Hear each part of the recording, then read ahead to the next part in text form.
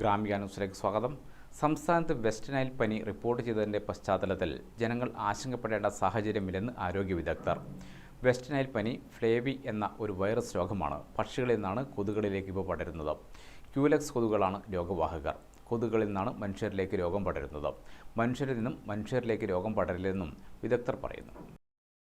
80% രോഗികളിലും യാതൊരുവിധ ലക്ഷണങ്ങളും ഇല്ലാതെ തന്നെ ഇവ കടന്നുപോകും. 20% പേരിൽ മാത്രമാണ് ചെറിയ രീതിയിലുള്ള പനി, സന്ധിവേദന, തലവേദന തുടങ്ങിയ ലക്ഷണങ്ങൾ ഉണ്ടാവുക. 1% പേരിൽ മാത്രമാണ് പനി തീവ്രമാകാനുള്ള സാധ്യതയുള്ളത്. പ്രായമായവർ, മറ്റ് ജീവിതശൈലി രോഗമുള്ളവർ, ട്രാൻസ്പ്ലാന്റ് ചെയ്ത വ്യക്തികൾ, രോഗപ്രതിരോധശേഷി കുറവുള്ളവർ തുടങ്ങിയവരിലാണ് പനി തീവ്രമാകാനുള്ള സാധ്യത കൂടുതലായുള്ളതെന്നും വിദഗ്ധർ പറയുന്നു. കൊതുകടി ഏൽക്കാതിരിക്കുക, ശരീരം മുഴുവനായും മൂടുന്ന വസ്ത്രങ്ങൾ ധരിക്കുക, കൊതുക് വല ഉപയോഗിക്കുക, കൊതുകിനെ അകറ്റുന്ന ലേപനങ്ങൾ പുരട്ടുക, മലിനജലങ്ങളിൽ കൂടിയാണ് കൊതുകുകൾ വളരുന്നത് എന്നതിനാൽ മലിനജലം കെട്ടിക്കിടക്കുന്നത് തടയുക തുടങ്ങിയവയാണ് പ്രധാനമായും ചെയ്യാവുന്ന രോഗപ്രതിരോധ മാർഗങ്ങൾ.